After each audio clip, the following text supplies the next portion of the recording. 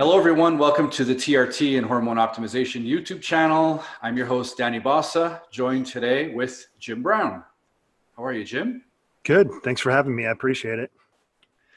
Jim is a co-author on many books. If you Google him, there's quite a bit of content online. He's also created a training program called Forged Training, which we will discuss later. And today's topic is basically in regards to dispelling the myths of dietary tribalism, about sticking to one particular diet. So Jim, what are your thoughts on this topic? Let's hop into it. Welcome to this channel. I am Dr. Steven de Vos, the lifting dermatologist, and this is my partner Danny Bossa. If you want to learn more about the most cutting-edge science-based information in the world of hormone optimization, please like and subscribe. I also invite you to join my other YouTube channel, The Lifting Dermatologist. The link you can find in the description of this video. Well, lately on Twitter, well, I shouldn't say lately, it's been about the last year and a half, maybe 2 years on Twitter. I take great joy in seeing the echo chamber, zealotry, tribalism of all the different types of diets, right? Carnivore, keto, vegan has been a big one lately because of the documentary that came out and all the craziness that comes up. The vegan fighting with a carnivore, thinking they're ruining the environment. And then my personal favorite, these zealots that for once in their life found something that worked for them, which is great. They lost weight and then all of a sudden become an expert in physiology and think nutrition and physiology and think that that's the only way that you can do anything. And if you do anything outside of that, you're an idiot. You don't know what you're talking about. And this even goes into, people who were supposed to, or you would think should have this stuff figured out. And we all know the discrepancy between MDs and current knowledge or, knowledge of their outside of their specialty is lacking. And we can go over a few examples today, that I'd like to talk about on Twitter, a couple of these doctors that just, have no business giving nutrition advice or aren't there yet, haven't figured out everything. And one of the things that I use, or you can talk to somebody who's been in the space and you talk to them and they say, no, you can only do something this way. No, you have to be carnivore 100% to do this. Then to me, it's an indication that they're not fully evolved yet, or they're not past this phase yet where they think that that's the only way you can do it. And so that's the thing that I've been having a lot of fun with on Twitter lately. And these zealot-like people really think it's almost like a religion, right? When you're a vegan or you're a carnivore or whatever, low carb, or you're a keto person, it's a religion. And it's interesting because Twitter just promotes this echo chamber, social media and whole does, but this whole thing, and people get these freaking crazy, it's nuts. It's crazy. And so This works for me. This is the best. So it's going to be the best for everybody. Yeah. And if you're doing it any other way, you're stupid because I did this and it was the best. Yeah. I get that. I'll start with the example. There's a doctor, so some physician, I assume he's a family practice guy. And, he was obese all his life. Finally went to the ketogenic diet and lost 150 pounds. Great accomplishment. Few people have done that. He was a 300-pound guy. In my experience over the last 20 years of helping people, owning a nutrition store and advising, hundreds and thousands of clients or people that I've helped or tried to at least think differently about diet and how to get to where they want to go, maybe less than 10 people who have been over 300 pounds, some two larger than that, closer to 4, and have lost that amount of weight and kept it off. I mean, it's an amazing accomplishment. But now that person is this low carb / keto crazy person, and insulin is the enemy. If you eat a banana, it's the same as crack, all this crap, and he just spews it out. And calorie counting didn't work. It was like, okay, calorie counting didn't work. I would love to see your diet logs when you were a fat guy. Do you have them? No, but I tried to count calories. It's the same thing. And so he goes on, he has this huge following of all these people that are seeing this person. He had some success, lost this weight, This is an MD, and now everything that he says is, it's amazing. Yeah, bananas are evil. You shouldn't eat them. Oh my God, a white potato, that's equal to 6 cubes of sugar. I mean, it's ridiculous, but that's one of the guys that certainly provides a lot of entertainment for me on Twitter. But we won't mention any names. No, there's no need to. I mean, there's 10 of those guys. Yeah. But, that's one of the things that I think it's hard for a person that's not competent, or I don't want to use the word expert, but at least competent in nutrition, to go onto social media or to try to find, even if you Google or whatever, most of the sources of information that you're going to come upon they're scripted to get you to a certain place, or to ultimately sell you a product, or for you to join this tribe. And, it's very hard to find information that's not biased or not leading you down a specific road. And there's a few people out there, but of course, they're trying to sell you their service too. It's hard to get information correctly. And I understand why everybody's confused, and it's easy to fall into these echo chambers and, start to think all these crazy things like insulin's bad. And, one doctor said that if you just injected insulin and didn't eat anything, you would gain weight. If you injected insulin, you would gain weight without consuming any calories. And this weight would come from where? The air? I'm not sure. I guess osmosis. I'm not really sure. I don't understand. But it's that type of thinking. And then people, and I fell into that too. I mean, early in my career, when I went to work at this health food store that I managed, and, the guy there was great, but this was when Atkins started, and I started getting all these crazy ideas about what insulin did too. I didn't really have it figured out. And I thought, hey, I could eat as much fat as I want to, and I'm not going to gain weight because I'm not producing insulin. That couldn't be further from the truth. Right. And both sides of the fence, I think there's really two sides to this whole thing.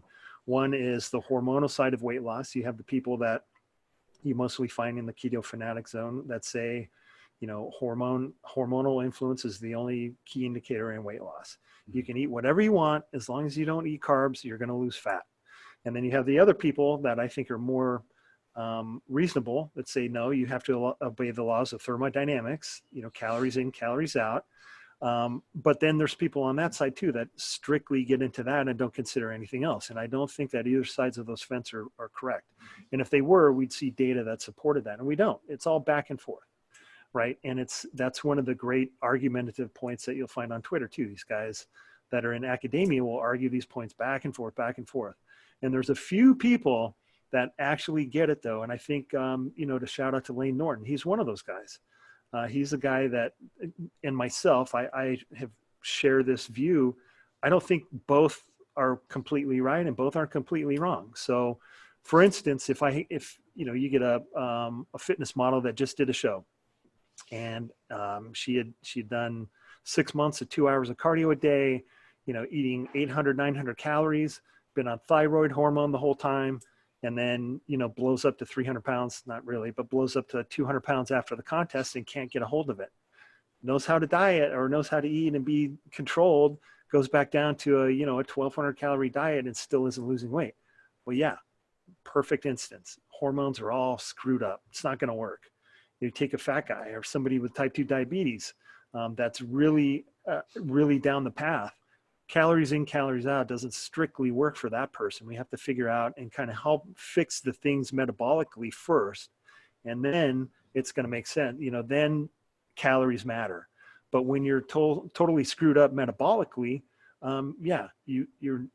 it's not going to be beneficial to eat carbohydrates. It's going to serve you very well to do, employ strategies like intermittent fasting, metformin, eating less, not eating carbohydrates to reset your insulin sensitivity and kind of heal yourself so that you do have a healthy metabolism and you have a shot at controlling your dietary input versus your output. So I do have one quick question, just something you brought up here. There's two kind of schools of thought, and maybe it's something you're going to discuss, but some people say, if you're a fat obese guy, before getting on TRT or thyroid or any of this other stuff, you should work on the diet to fix whatever issues are going on with your body. And sometimes that'll just improve over time and you wouldn't have needed any of these pharmaceuticals. And others are on the other fence. They'll say, well, no, let's give them the testosterone, the thyroid, the metformin. Let's give them the tools to fix a lot of the issues they're having. And then whatever diet they're doing will probably have a tenfold, maybe not tenfold, but more successful, successful, much successful outcome. Right. What's your view there? Your typical. Well, it's really dependent. It's dependent on the individual. A lot of people aren't going to employ the lifestyle changes to heal themselves and get that going. If you have a guy that's, 38-year-old guy, he's got a job, a wife, kids, all this stuff, all these pressures, and let his diet slip. He's getting mildly obese, type 2 diabetes, testosterone's compromised. Does that person have the discipline, number one, and the opportunity to make the lifestyle changes to start to improve that? Well, I don't know. That's something that they have to decide, and the physician has to work with them. If they do, if they can start to make progress that way, I would say hold off on the pharmaceuticals. But, if you can't, or you're not going to adjust your level of stress anytime soon, I don't know if it's going to change without the pharmaceuticals. So, I think it's really a case by case scenario there. But if you are compromised, if you're getting obese, you have insulin sensitivity, your testosterone's compromised, from that and lifestyle, I would try to fix it first that way before starting TRT, because once you start TRT, there's not a lot of people that go on TRT and then come off, let their system bounce back and everything's magically healed. But there are people who have employed those lifestyle changes that are able to be symptomatic or symptom-free for, another 2, 3, 4, 5 years, and then be at a point where they have to employ, TRT. But I don't think that exogenous testosterone or exogenous hormones is should be the go-to for everyone. I think there's a consideration there, and you should be able to try it, or at least try to fix yourself, or admit that you're never going to be able to fix yourself without them, because it's a commitment. Once you go on TRT, that's it. I mean, you're dealing with the hassle of getting the hormones. You got to take the test. You got to deal with your doctor. I mean, all those things. It's great. It's amazing. It definitely changes your life. But yeah, I would try not to be on it first and then default on, if you have to have it, you have to have it. Gotcha. Okay. So what are the, would you just say that there's diet will really depend on the person's physiology, the person's goals, that you're saying there's not really one diet maybe that fits every specific person? Is it really just going to be, if you're overweight and your goal is this, maybe you want to eat this way, you're underweight, your goal is this, you want to maybe eat this way? Is that more or less the kind of the mindset you have versus one specific tribe of diet? Yeah, one of the things that really drives me crazy too on social media is somebody will post up, hey, I ate, this is my case too. I posted up a post-workout meal, it was, I don't know, like 6 ounces of meat and a cup of rice. Then you have these carnivore idiots chime in, oh, that rice is shitty, you should eat a ribeye. Oh, you should do. Well, okay, number one, how the fuck do you know what my goals are? Really? Do you know that I have a healthy relationship with insulin, so I can eat carbohydrates. It's not going to throw me off into some weird space. I have discipline, so I can eat carbohydrates and not then go on some binge where I'm eating, 3,000 carbs and I blow it out that day. Right. And who are you to question my results? I mean, are you somebody that's figured this out, trying to do what I'm doing, and you figured out a better way? Okay, let's see the pics and let's talk about it. But to throw out those things when you see somebody post up something, or, hey, I just ate 5 egg whites, then somebody, well, why are you eating egg whites? It's dumb. You should do this or that, without, hey, well, why are you eating egg whites? Well, why would you eat just protein after? Okay, why would you eat carbohydrates after your workout? Do you do that all the time? Is that, these statements that people throw out because they're stuck in this zealotry, this tribalism thinking, instead of, oh, hey, maybe I should ask why are you eating that? One of these doctors that I was kind of referring to in the beginning, he made a post about, what's the quarterback for the Patriots, Tom Brady? Yeah. So Tom Brady, you know, it was some stat from CNN that he didn't throw as many touchdowns or what. I'm not a football guy. He did something this year. And this guy, you know, posted up, well, Tom, maybe if you just go low, if you go carbohydrate free and do keto, things would have been better. You know, and that's the ego on this fucking guy. You know, you're talking about a world-class athlete, a guy that has done things or is getting into an area where very few individuals have gone. He's what, 44 or some, 43, 44, I don't know, 40 years old, and he's playing professional football still, and he's still together. He can still walk, and it sounds like he still has a brain. That's amazing. You know, the guy is definitely, and it's not like it's a mistake. I mean, he's put a lot of thought and effort into the way that he eats and the way he trains and all this. And for somebody just to come along and go, you shouldn't eat any, you know, maybe you shouldn't eat any carbs. You should eat a steak. It's ridiculous. Yeah. And that's what I was doing wrong all these yeah. years. Oh, playing, wow. Thanks. Yeah, at the top of my game. Yeah. Right. Yeah. And so that's the thing, you know, there's so many ways to accomplish whatever your goal is. I mean, I'll make some generalizations, right? So if you're a guy that's overweight or a girl that's overweight, you have a bad relationship with insulin. And, you know, the way that you can test that is you're overweight. Most people who are overweight have a diminished relationship with insulin. And that's a big generalization, but I'm going to stand by it, especially this day and age. And so if you do, you probably would have success resetting your insulin sensitivity. And there's a couple ways to go about that. One is to not consume as many carbohydrates. Second would be to eat less often and perhaps fast longer, you know, fast for a certain amount of time in a window. You can take metformin on top of those two things to increase that, you know, to have more efficacy in that effort. But, you know, there's a couple things that we could generally say, yeah, for that type of person, generally, yeah, you're going to want to cut back on carbohydrates. If you're already lean or you're trying to, you know, get ready to perform something where you're going to have full glycogen levels, then the easiest way to do that is to consume carbohydrates until you get to that level of saturation where you're comfortable and move on. And so for me, for what I do, I'm normally very close to my caloric intake, daily intake, maintenance intake, slightly below most days. You know, but I don't like to train with empty glycogen, with that empty muscle glycogen. And so I will eat a certain level of carbohydrates to keep me in that area where I don't spill over. And I'm not completely empty, but I have muscle glycogen to train and recover. And it plays a big role in how I train and the type of recovery that I try to achieve. So what about the people that are, you know, the other side where they're ketogenic? They're like, oh, when I get into ketosis, I have this limitless energy with the ketones and on, and I don't need the carbs. Yeah. Well, again, it depends what your goal is. If you're a guy that's trying to gain muscle, it's not going to go as well as if you have carbohydrates on board. And, you know, I've had this discussion before on Twitter, and all these people get, you know, tag these people in and, you know, like one of them was Mark Bell, right? I know Mark Bell. I was on a show. Somebody wanted him to get into this conversation. It's like, yeah, you don't have to have carbohydrates to grow muscle, but it works that way, you know, and he's a guy too, like me. We're not the best case, you know, we're not the best people to look at to that. If I went ketogenic, I'm not going to lose muscle.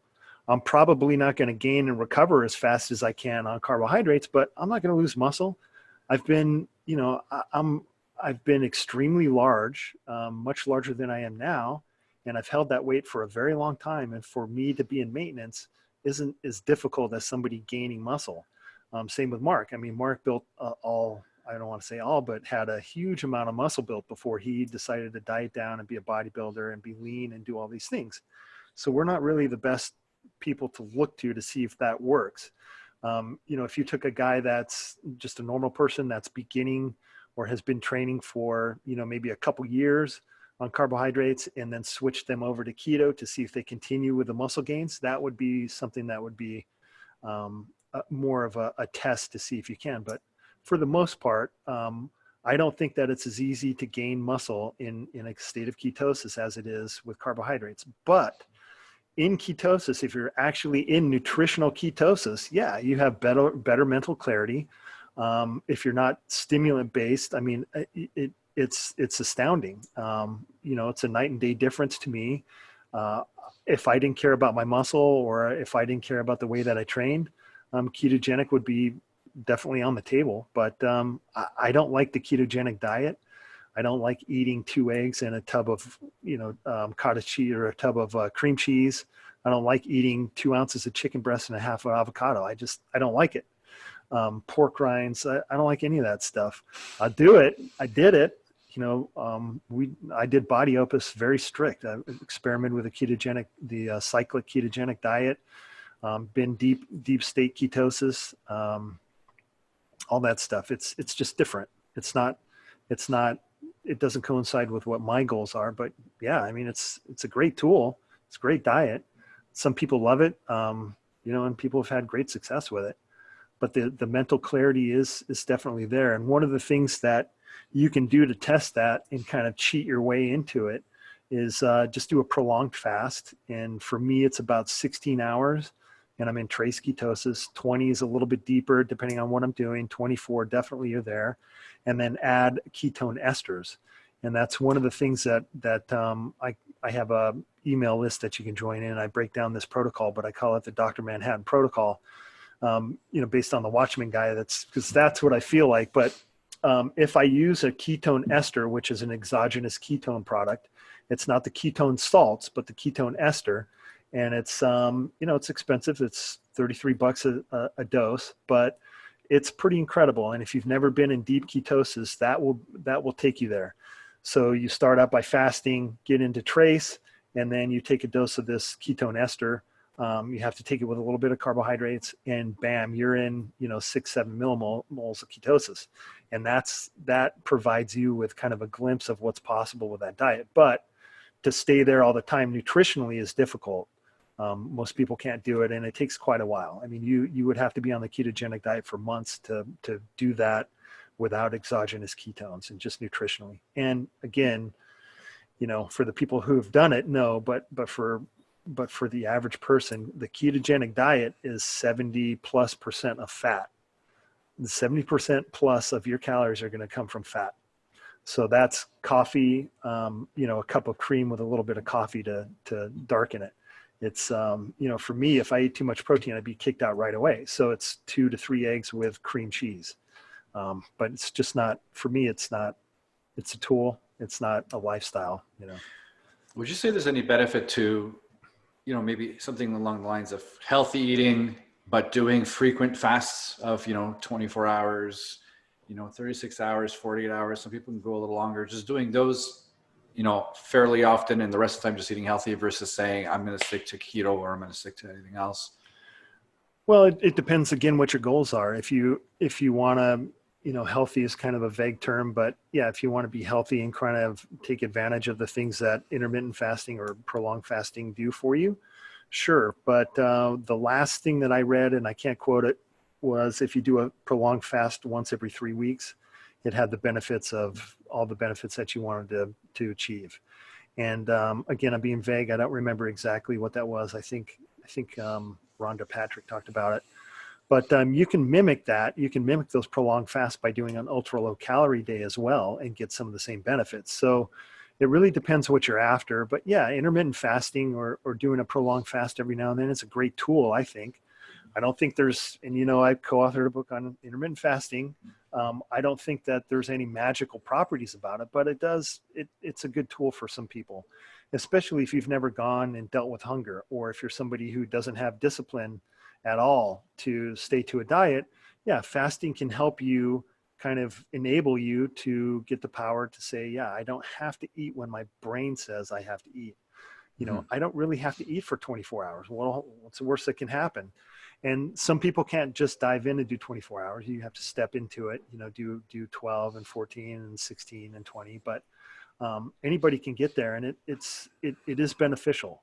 I don't know, we talk about the BDNF release and the autophagy and, all these things that are supposed to happen when you fast. It's hard to measure. We don't have a measurement tool that you can clip on, or you can't take a blood test and say, yeah, I'm releasing all this BDNF right now. So it's really hard to put a scale on it to say, yeah, if you fast, then this much is going to happen, or it's this beneficial. But yeah, I mean, it'd be a good strategy to employ to do a long a prolonged 16 to 20 hour, maybe once a week, maybe a couple times a week, but it really depends on your goals. I think with a lot of people, I'm sorry, a lot of people, I think they can easily wrap their brain around, I want to bulk. I want to get bigger. I want to put on mass. So they just eat and they get big. I think with a lot of people, it's, I want to get lean. I want to get shredded. I need, I got 15 pounds of fat to lose, and I want to get my body fat down to whatever. And I think those are the ones that I find often enough are looking into all these keto and whatever. We have a common friend. I won't bring up his name, but it starts with the letter D, who sent me some before and after pics where he just did some prolonged fasts of 24, 36, 72 hours, up to 72 hours, just over a period of 3 or 4 weeks. And you probably know what I'm talking about. And the difference was it was astonishing. It was it was a different person. And I tried it myself about a year ago. I managed to go 4 days, pretty much on my first try. The only thing that stopped me was an unbelievable, crazy insomnia. Otherwise, I probably could have kept going even longer. I was just drinking basically water, but the insomnia was too much, and I had to stop. I'm not sure what the mechanisms would cause insomnia, but yeah, that's why I ask sometimes about the ketogenic diet. Is I wonder about the intermittent fasting. Is I wonder if some people might be better suited doing something more extreme, I guess you could say, in a short term versus something like keto that you have to do over a much longer period of time. Yeah, well, the word keto is real, it's bastardized now. Everybody, somebody takes a hamburger bun off of their hamburger and they're keto now, So yeah, it's that's a vague term nowadays too. But intermittent fasting or fasting is an easy way to cut calories for the day. It's a great way to get control of your hunger and kind of push yourself into areas that you're uncomfortable and learn more about your body. So I'm all for that. It's a great tool, and if you eat less, you tend to improve your insulin sensitivity. And so if you go for a prolonged fast and don't eat and then eat 1 or 2 meals a day, you're going to probably in almost every case improve your insulin sensitivity, unless it's already healthy. But it's a great tool. It falls into one of these kind of lazy man diets too that I like to classify. I mean, I think the attraction to intermittent fasting and keto or carnivore is people think that it's easy. They don't have to think about it, right? If you're going to intermittent fast, okay, I'm not going to eat for 16 hours and then I'm going to eat, until I'm full 1 meal and then 1 other meal and I'm done. People don't typically count calories and they typically don't count macros there. The carnivore people definitely don't. They just eat animal products and that's it. One of the discussions we got into is I had a client that was doing a carnivore diet and he still wasn't losing body fat. Well, yeah, calories matter, man. I mean, it's hard to do, but you can eat enough to not lose weight if you're lean in the carnivore diet. It's easy to do with intermittent fasting. A lot of people, myself included, when I come off of that 20 hours or that 16 hours and I start to eat, I'm ravenous. And, I'm a guy that can throw down 2-3 pounds of meat at a time or whatever, potatoes, whatever. I can overeat and blow out my calories for the day very easy in that period. So, but if you're a person that's overweight and obese, yeah, that's a great way for you to restrict calories. Basically, it's hard to overeat if you're only eating for 4 or 5 hours. It's hard to overeat if you're just eating meat. It's semi-hard to overeat if you're eating a ketogenic diet without all the keto products and crap that they make now for it. But if you're eating real food, without the keto bars and all this shit, it's hard to overeat. So I think that's why it has an attraction and people fall into these, this tribal thinking because, wow, it worked for me. All the other stuff didn't work. Well, let's analyze what you did before. Here's why it didn't work. It's not like it's some magic potion for everyone. I think at the end of the day, people are just trying to find, what's that one way I can eat that I can just do that and just have these crazy results that all these Instagram models and all these other types of people have. I probably just haven't found it yet, so they'll jump into one and they'll do that for a while and realize, well, I got a little bit of improvement, but not where I want. They'll jump into another. Well, it's attractive for the ease of it is attractive, right? Oh, I'm just going to eat meat. I don't have to think about it. Yeah. Sure, I can eat bacon 3 times a day. Yeah, of course. Sign me up. But that's easy. It is. It's easy. And let's face it, especially if you're not an expert in this field or very well versed, you want something that's easy. You don't want it to complicated, I got to read this book. I got to read this diet book. Like the vertical diet is one that I recommend. I think it's fantastic. But, you got to read 20 pages to get to the end and figure out, oh, that's why I'm doing all this. And that's too much for some people. And I get it. I'm absolutely guilty about that myself because, I'm a really busy guy and I'm training a couple of days a week. And I got maybe a little bit want to lose over here. And I'm like, okay, I'm just going to, I'm just going to start eating at, 2 p.m. And for lunch, I'm going to have this. And for dinner, I'm going to have that. And it's like plenty of protein. There's very little carbs. And you do that for a while and it's like, not really, I think there's a lot more experimentation that people need. And this one way that I'm eating that didn't really work for me, you give it to someone else and it works fantastic for them. And you need probably, guys like you that'll really sit down with the person and work for them and get an idea what their goals are and get an idea of stuff they've done before and then say, oh, this didn't work for you and that didn't, maybe you want to try something more like and this. That's half of the consults that I do now. Well, almost all of them are from people that are semi-experienced and they just need somebody to kind of go over what they're doing and apply some common sense. Especially, even if I was going to do a contest or compete again, I would have somebody that I trust, one of 2 people, to say, here's what I got laid out. And when I start to lose my fucking mind and I get leaner and I come up with all these crazy ideas, I need you to tell me, no, remember, this is the plan we came up with. Why the fuck would you do that? Why would you do that? And it's, that's an extreme situation, but people get into that for all the time. They start on a diet and 2 weeks go by and go, I'm not really seeing anything. Well, okay, man. Yeah. Talk to me in 6 weeks. But, one of the things that I recommend to anyone, especially if you're going to give anyone advice or try to help people nutritionally, is to push yourself into extreme situations under all these different kind of conditions. So do a ketogenic diet, set apart 6 months, talk to somebody who knows what they're doing in that space, somebody who's a keto person, and get something set up, an experiment set up where you're going to get into deep nutritional ketosis and you're going to stay there and you're going to give it 6 months and see what happens. Go carnivore, try to eat carnivore for 6 months. You want to be a vegan? Great. Try veganism and see what happens. I've done all those things except for the vegan part because I freaking hate pea protein and hemp protein. But the more vegetables I eat, the better I feel and the more hungry I am and the more fat I lose. So I'm a big proponent of vegetables too. But one of the things that you can do that's best for yourself if you really want to try to figure these things out is document everything that you're doing, stay on plan and come up with an idea or a plan that you're going to do, run it through full course.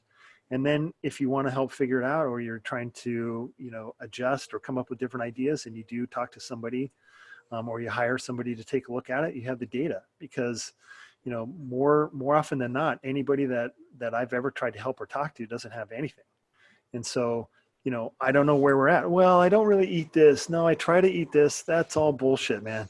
I need to see what you've eaten for 12 days or 14 days. Write down everything.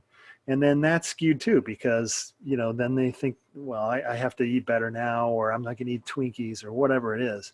But recording the data is very important, especially if you're going to try to figure out what's going on with yourself. And like you being a fit guy, the easy stuff's gone. When you weigh 300 pounds, it's easy to drop 100 pounds of body fat. I mean, mentally, it might be difficult for you, but it's easy. You just don't eat 4,000 calories a day or whatever it is. I mean, it's very easy for us to figure out. That's the easy fat.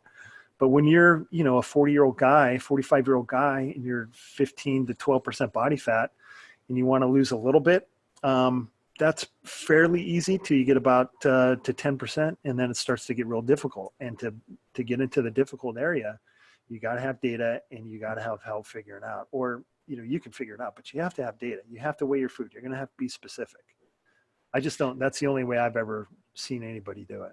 When you say a diet to run its course, how long should someone take to properly evaluate a diet? Would it be 2 months? Would it be longer? Would it be less long? If you're talking about a ketogenic experimentation, I think that it takes longer than that. It's going to take your body a while to become fully fat adapted, and for you to be in a state where nutritionally, without exogenous ketones, in my opinion, that you would be in full ketosis and used to it and really starting to realize the benefits of it. So that one, I would say, is a couple months at least. If you really want to push yourself and figure out what's going on with it, I'd say 6 months. The other diets, I think, is a little bit less time than that. My wife did a carnivore experiment, and that was based on basically as an elimination diet. And, that was a 2-month experiment before we learned what we had to learn and then adjusted it. And so I think that you could do that. But one of the things that happens when you go carnivore is there's an extreme changeover in your gut biome. And so a lot of people will have, almost diarrhea for months, a month, 6 weeks, until that kind of straightens out. And some people I've heard, that's just the deal. But is that good or bad? Does it correct itself? I don't know. If you were really going to make a run at it, I would probably try to wait that period out and see if it did correct itself. Because if you cut the experiment short, you don't really know if that's something that ever does. So really depends what you're trying to figure out. Becoming a vegan, I just had a real close friend of mine that watched the documentary and was in 100%, full on sold. So I talked to this person after 2 days, and they're like, "Oh man, I feel great. I have all this energy." And I'm like, "Yeah, man, you went from eating shit to eating vegetables and legumes. Of course you feel great. I mean, come on."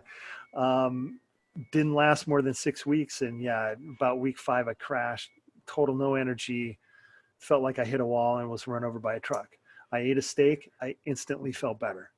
Okay. So I don't know if you have to continue that experiment. If you wanted to, you could do a few things, maybe add more protein, vitamin B. I don't know what the interval, the intricacies of his protocol was, but yeah, it takes a while. I mean, I think you have to commit to it and let it run its course and try to learn the things that you wanted or you set out to learn from that experiment. For me, it's real simple. Once it starts to impede my training and recovery, I know I'm headed down the wrong road. For other people, that's not, obviously that's not important. Yeah. So for most people, the biggest things would be you're eating processed foods, cut it out. You're eating fast food, junk food, cut it out. Eat at home, make your own meals, stay away from soft drinks, minimize the sugar. And just that in itself will, without overeating, that in itself helps tremendously. But some people can't even get to that one spot. Right.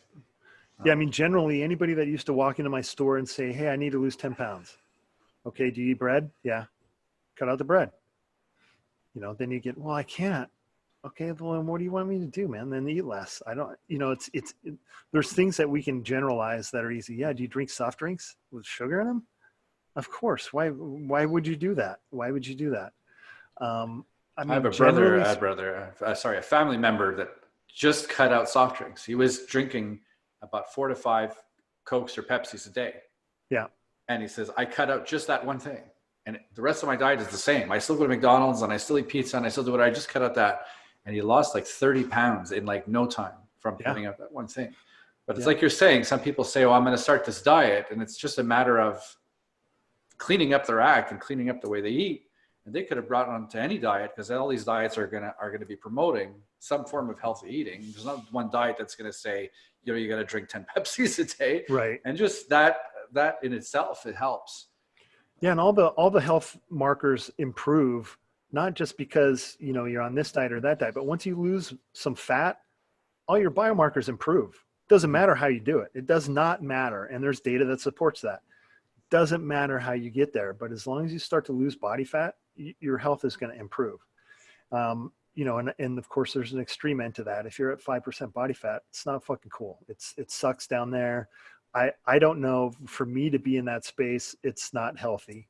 But overall speaking, if you're 20, 30, 17% body fat and you lose body fat, you're going to improve your health. And the easiest way to do that is, like you said, obviously not to eat crap. And that to me is almost anything processed, anything that you're going to buy that's pre-made is going to be, is going to be bad. And it's not because, I don't think that inherently if you eat a seed oil, you're going to die, but there's oils in everything. There's all these things in everything that boost up the calories. And if you eat, you think, I don't know, it's almost anything you buy has more calories in it than you really think. Mm-hmm. And, the way to get around that is to cook your own food. An easy way to do that is every time you eat, have 80% vegetables, 20% protein.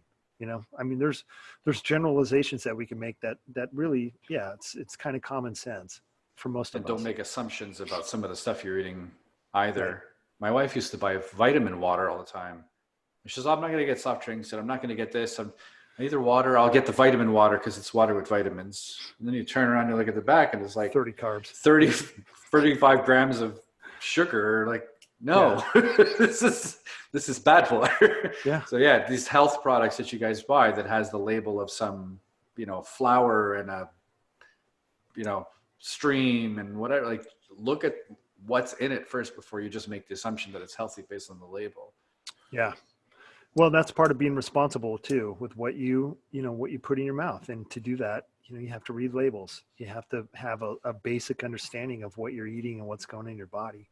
And, staying with foods that you make and simple foods is an easy way to do that. I did have a couple of questions that were asked in our Facebook group because I posted this video.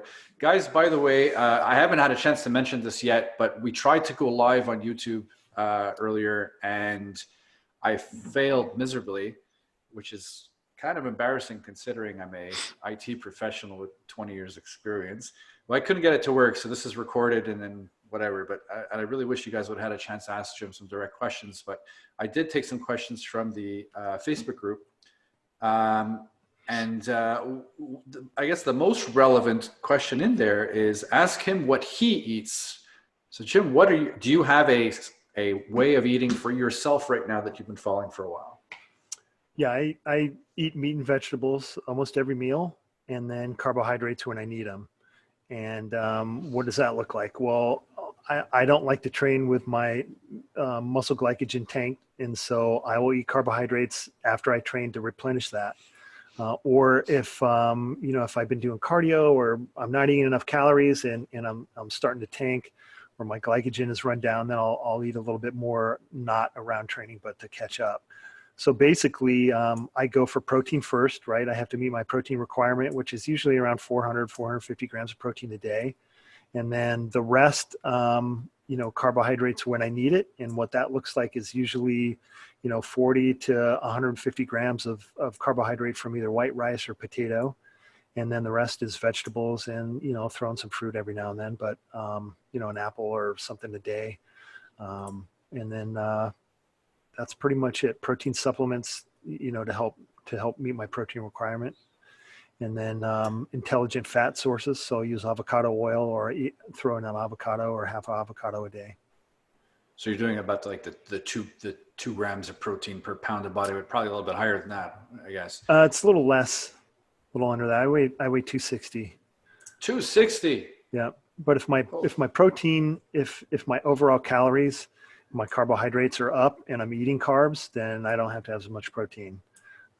If I'm trying to dip down into a lower body fat percentage, I reduce my calories a little bit and I'll run that glycogen down a little bit lower than I would normally. But then my recovery typically is a little hampered for it. How tall are you, out of curiosity? 6'3".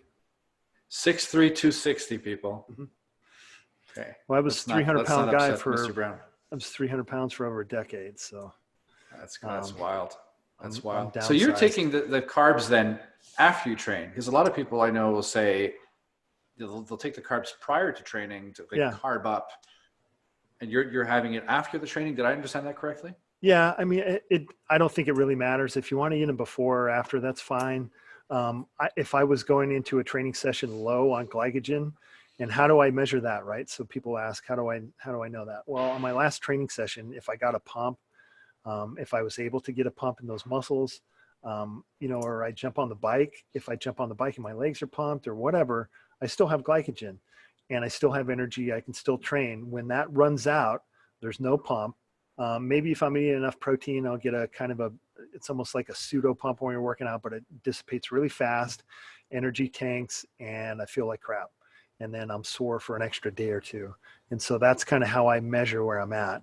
If I eat too many carbohydrates, like if I had a gallon of ice cream or whatever it was, and I wake up the next day and I'm watery, I'm puffy, that's what I call spilled over. So my glycogen content, which I'm theorizing, is filled up, and then I spilled over and holding water and potentially storing fat from that. So I know when I spill over, I know how much that takes. I know how much it takes to replenish, a leg workout or whatever. And I stay kind of somewhere in between there. And so for me, I eat afterwards. If I didn't have a lot of glycogen going in, or if I'm dieting and I know that I tanked, I would eat before or during, and then definitely afterwards again. But usually I have glycogen, so I'm just replenishing. I'm not going in with it. But that being said, I've also had a meal prior to training too. So I have amino acids in the bloodstream. Typically there's carbohydrates with that, but not a carb specific. It'd be vegetables or whatever. But I don't go into a workout with empty blood. Would you say that probably the amino acids are probably even more preferable to ensure that you have prior to training than having some form of carbs or whatever else? Well, it depends again. It depends on what state you're in. If you're in a state where you don't have glycogen, there's a possibility that all those aminos you're taking in are going to turn into glucose, depending on what the intensity of the exercise is. But if you're taking in calories, it would be protein sparing. Here's another word that's thrown around and understood. But anytime that you're going to break down proteins because your body needs glucose, anytime you take in a calorie to stop that process, then it's protein sparing. So if you were going into a workout, I don't like to have what Milos calls empty blood. And that means blood without, amino acids and carbohydrates floating around or whatever. And so I always recommend eating before going into a workout. But if you didn't, if you went into it fasted or whatever, there's potential that you're going to break down proteins. I have a friend of mine, I won't name any names, but he's pretty much on a year-round cycle. He's always on a cycle. He's a really, really big guy. Never really got into the whole BCAAs and stuff. And lately he started incorporating some of that. And he said the difference it made for him was night and day. And he says, I can't believe that I wasn't doing this before. So he's pretty much the first person that's told me that. I don't know how, is that commonplace that people are doing that, and it's changing things a lot. Well, it depends. I think it depends too. Maybe he wasn't eating enough protein. Maybe his protein choices weren't heavy on leucine. And the BCAAs made a difference. Really depends. When I was growing and up and coming, I go into a workout. The workouts were longer. I was blowing through more calories. I would always have something to drink with calories with me. And at the time, it was just whey protein. And just drinking protein during the workout made a huge difference. And then I would wake up at 3 a.m. when I took a piss and drink a protein drink, and huge difference. Was it because, something special about the whey? I mean, whey has unique properties, or was it just that I was upping my overall protein content? I don't know, but that's, it could be that he just wasn't eating enough protein to begin with. Or delivering it more consistently, more frequently, that there was. Sure. Yeah. Okay, gotcha. Yeah.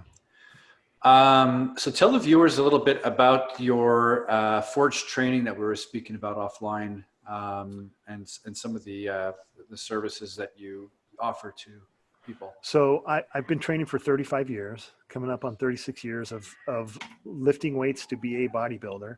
Along the way, I've had a lot of people ask me, how do I train? What do you do for training? Hey, what do you do for this? And so that was really the genesis of me wanting to write down kind of a training system that I abide by and have figured out since, I've been training pretty much that method and with all these principles since I was 27. And so that was the beginning of Forge training. Started out on a PDF that I would hand to people and kind of explain to them. And now it's like a video seminar. So if you go to the webpage and sign up, it's a $97 one-time payment. And then you get access to videos where I break down everything I know about training and everything I think you should know about training to create your own program. Then we go through some examples, how to structure that. And, it's a resource that you can keep going back to and viewing the videos.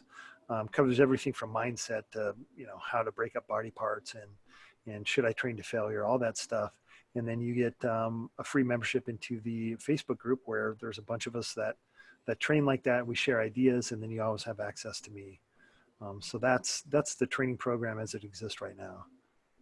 That's great. And the website, I think, was it Forge? Advanced Forge Training. AdvancedForgeTraining.com? Mm-hmm. Yep. Okay, AdvancedForgeTraining.com. Okay. Yep. And if people wanted to just reach out to you for questions and stuff, would they get you through the website and email you? Twitter's probably the easiest. And my Twitter handle is @TRTGym. Or you can find me on Facebook too. Same. Yep. Gotcha. So people can even just message you through Facebook Messenger or whatnot. Sure. Yeah. Awesome. Yep. Okay. I know you had a question about the peptides. Was that one of the? Yes, I did. There was about that. They were asking about fast. Okay, and if he's using peptides right now, are you a fan of peptides? Yes, I just used a peptide. I injured my shoulder and I ordered up some BPC 157. Mm-hmm. And I've done 3 rounds of 5 milligrams each. It's hard to say if it really helped, but in my experience, TB4 and BPC 157 seem to provide a beneficial something. Whether it's quicker healing time, it's really hard to say, but it was worth a shot, and I try it. I don't know definitively if I can say, yeah, it's a miracle, it did this and that, but it seemed to help. I use melanotannin year round.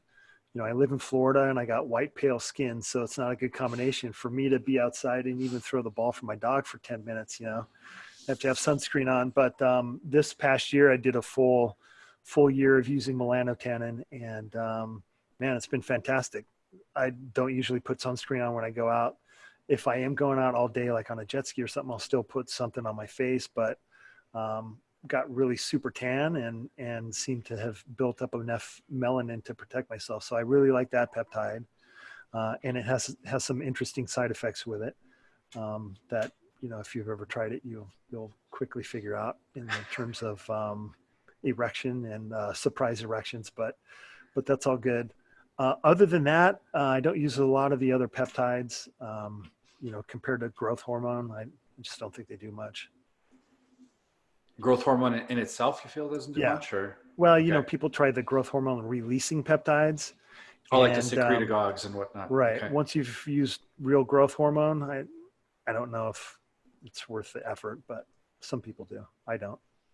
If someone's taking growth hormone, for example, do you find that there's any benefit for them to even be trying peptides, or just stick with that? Or well, there was a theory, some people had a theory of taking growth hormone along with some of the growth hormone releasing peptides. I tried that. I don't think that it helped or made any bit of difference. If you're taking real growth hormone, it, and it works. And I don't think anything on top of that has to be taken, but I don't know everything. So gotcha. Just in my experience, it didn't seem to help at all. Gotcha. Anything you want to add that we haven't talked about here? Shoot, I don't know, man. I'm happy to tell you everything, give you my thoughts on anything, but just some of the overall things with diet, just be careful of the echo chambers, be careful of the tribalism, all the different diets out there. And I've tried to state this before. They're all different tools, man. When you open up a toolbox, there's a tray full of tools. Can you pick up a hammer and get a screw to go through a board? Probably, but is it the best way to do it? No, it's not. And that's how all these diets are. All these diets are great tools. Carnivore diet, great elimination tool in my experience. keto diet, great way to reset your insulin metabolism. You know, all these veganism, sure. If you have an ethical dilemma or you just hate meat, sure, there's ways to do it. You can be successful doing it. Is there one right for everybody? No. And that's the thing that I would want everybody to just keep in mind. There's not one right thing for everyone. I mean, we do have some things figured out on the bodybuilding side, and, you know, bro science as some people want to call it, but bro science has put a lot of fucking people on stage with muscle and lean. And, you know, that's usually high protein, low to medium carbohydrates as needed, and moderate fat. I mean, we know that. Can you get on stage in keto? Yeah, with a cyclic ketogenic diet. Yeah, you can do it. Is that how most people do it? How most people have success? No, it's not. And so I think there's lessons to be learned in that too. You know, do the majority of sprinters, are they going to be successful using a ketogenic diet? No. Is there going to be somebody that'll figure it out? Maybe, but everybody else is using glycogen. Can you do a long distance activity in keto? Yeah, there's guys who are doing that and have figured it out. But, you know, just keep that in mind when you're looking at these diets and these people who are trying to sell you on these ideas. All these things are great, but they're just tools, man. And it's the appropriate tool for the job. And so analyze and think about what your end goal is before you pick, you know, a church to walk into and start worshiping the keto gods. And hopefully you didn't take the melatonin prior to walking into the church. There you go. It'd be interesting. Surprise. Okay, Jim, we got to have you back on for some other topics because I have a feeling you got a lot of stuff to talk about.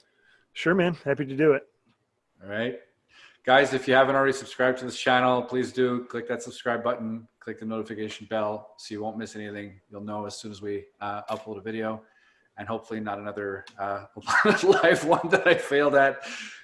Jim, it was great. Thank you very much. We're really happy to have you on. And sure, man. Enjoy the rest of your weekend. All right. Thanks, guys.